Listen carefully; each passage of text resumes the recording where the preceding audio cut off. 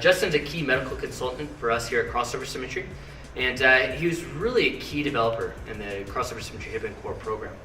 So this is a good opportunity. We could talk about the importance of hip and core strength for not just performance, but keeping the body healthy and keeping pain away. So first, let's focus on the hips, and that I think if you look at any really awesome high-powered athlete, you can tell that the glutes are going to be a key driver in performance.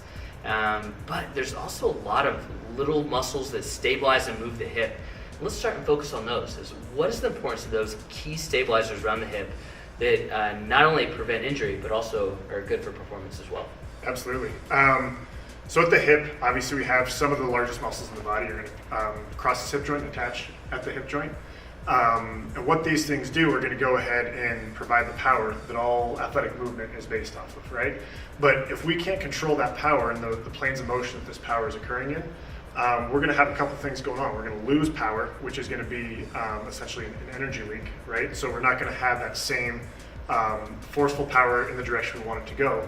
But also it sets up for faulty mechanics, both in the lower extremity as well as in the back. So with these faulty mechanics, repetitive use over and over and over again with these poor mechanics, we end up with overuse style injuries and injuries within the body.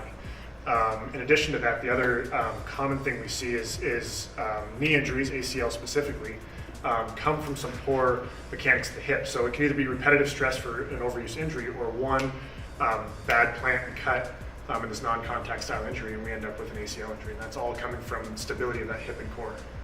Let's focus on more of the core now. As the core is such a buzzword in the fitness industry. Oh, I'm gonna work my core. And I think most people mean, okay, I want six-pack abs. I hate to break it to you, those six-pack abs are gonna happen with your diet, first of all. But we still wanna focus on core strength, because that, as well as hip strength, is gonna be important in keeping your performance high and your injuries low. So let's talk a bit about the core and why we need to develop the core and what even that means. Absolutely. So I like to use an analogy whenever I talk about the core. Think of a can of soda, right? You have all four sides of this can, and all four sides are intact, right? And in the body, that's going to be your diaphragm on top, your pelvic floor on the bottom, and then your obliques, transversus abdominis in the front, and then multifidi in the back, right? So that if you have that can, all four sides are intact. Very hard to crush that can.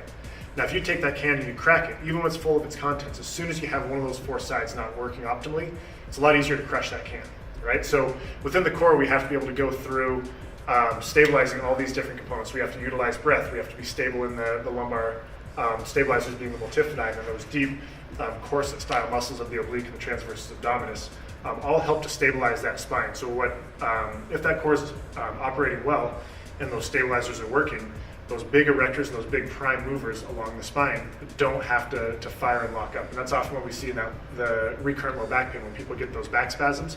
It's because those prime movers or those bigger muscles are trying to do the stabilizer's job, because those stabilizers aren't functioning. So we end up with these muscle spasms and recurrent low back pain, which can lead to other pathology down the road.